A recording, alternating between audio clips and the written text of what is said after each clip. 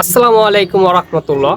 গত কিছুদিন ধরে ফেসবুকে যে জিনিসটা সবথেকে ভাইরাল সেটা হচ্ছে সিলেটের একটি জায়গা, সেখানে হচ্ছে সুলতান ডাইং নামে যে একটা রেস্টুরেন্ট আছে কাচ্চি। সেই কাচ্চিতে এক মুসল্লি ভাই গেছিলেন।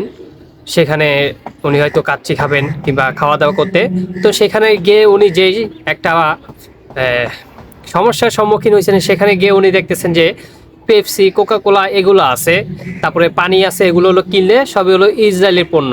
তো উনি এটা দেখে উনি একটু তাদেরকে বললো যে ভাই, আপনাদের এই রেস্টুরেন্টে কি এগুলো ছাড়া অন্য কোনো কিছু নাই, দেশি কোনো পণ্য নাই, অন্য কোনো ব্র্যান্ডের নাই এই ইসরায়েলি পণ্য ছাড়া? তখন ওনারা বলতেছে যে না, আমাদের কাছে এগুলো ছাড়া অন্য কোনো ব্র্যান্ড নাই। এবং ওই লোকটি বলছেন যে তাহলে আমি বাইরে থেকে কিনে এনে আপনাদের এখানে খাই।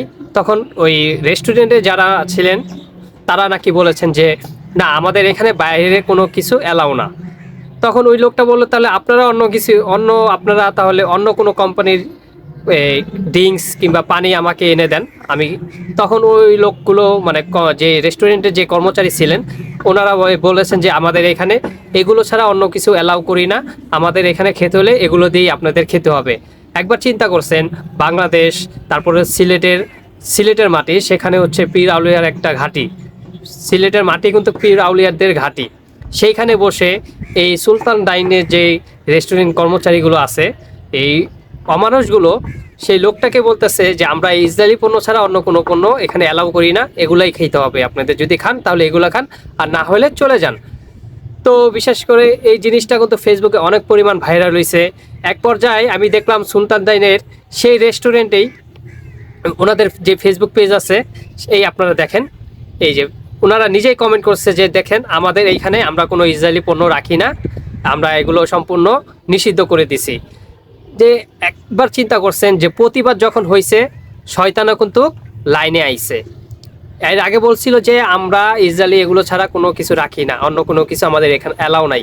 যখন আস্তে আস্তে সুলতান ডাইং বয়কট, তখন নিজেরাই ফেসবুকে আবার পোস্ট দিছে যে আমাদের এখানে আপনারা দেখুন, আমাদের এখানে কোনো ইসরায়েলি পণ্য, কোকা কোলা, পেপসি, তারপর হচ্ছে কিনলে এগুলো কিছু নাই, আপনারা নিশ্চিন্তে এখানে এসে খেতে পারেন। যখন প্রতিবাদ শুরু হয়েছে তখন কিন্তু শয়তানও লাইনে আইছে। শুধু সুলতান ডাইনের বিষয় না, আমার চোখে, আমি যেহেতু ঢাকা শহরে থাকি, বাংলাদেশে প্রত্যেকটা রেস্টুরেন্টে পেপসি, কোকা কোলা কিনলে এই ইসরায়েলি পণ্য ছাড়া ওনারা আর কোনো কিছু বিক্রি করে না। তা আমার কাছে, আমি আপনাদের কাছে, যারা রেস্টুরেন্টে খাওয়া দাওয়া করেন, যারা মুসল্লি, যারা মুসলমান, যারা আমরা নিজেদেরকে মুসলিম হিসেবে দাবি করি, আপনাদের কাছে, সবার কাছে আমার একটা রিকোয়েস্ট থাকবে, বাংলাদেশে যে কোনো রেস্টুরেন্টে আপনাদের যাওয়ার গিয়ে খাবার অর্ডার দেওয়ার আগে জিজ্ঞেস করবেন আপনাদের এখানে কি পেপসি এগুলো কি আপনারা বিক্রি করেন। যদি বলে যে হ্যাঁ এগুলো আমরা এখানে রাখি, তখন ওই রেস্টুরেন্টে আপনারা খাবেন না। দেখবেন আমরা যদি এইভাবে প্রত্যেকটা রেস্টুরেন্ট থেকে গিয়ে যে এরকম করি, তাহলে ইনশাল্লাহ একটা সময় দেখবেন কোনো রেস্টুরেন্টে পেপসি, কোকা কোলা, স্প্রাইট, কিনলে পানি, এগুলো কোনো ইসরায়েলি পণ্য থাকবে না।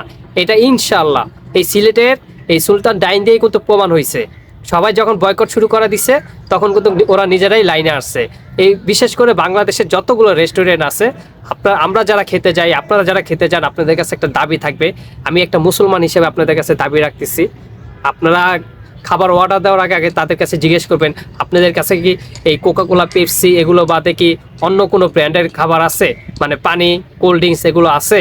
ইসরায়েলি পণ্যগুলো ছাড়া যদি বলে, তারা বলে যে না এগুলো ছাড়া তো নাই, তখন সাথে সাথে এখান থেকে এসে বলবেন, আর বলবেন যে আপনাদের এখানে এই আজকে আসছে আর জীবনও আসবো না। যেদিন আপনারা যদি বলেন যে আমরা এই ইসরায়েলি পণ্যগুলো আর রাখবো না, তখন থেকে আপনাদের এই রেস্টুরেন্টে খেতে আসবো, এর আগে না। তাহলে দেখবেন ইনশাআল্লাহ বাংলাদেশের সকল রেস্টুরেন্টে কিন্তু এই কোকা কোলা, পেপসি, স্প্রাইট কিনলে এগুলো থাকবে না। আপনারা শুধু, আমরা পারি এই কোকা কোলা, এই ইসরায়েলি পণ্যগুলো বয়কট করতে, আমরা চেষ্টা করে সব পারি।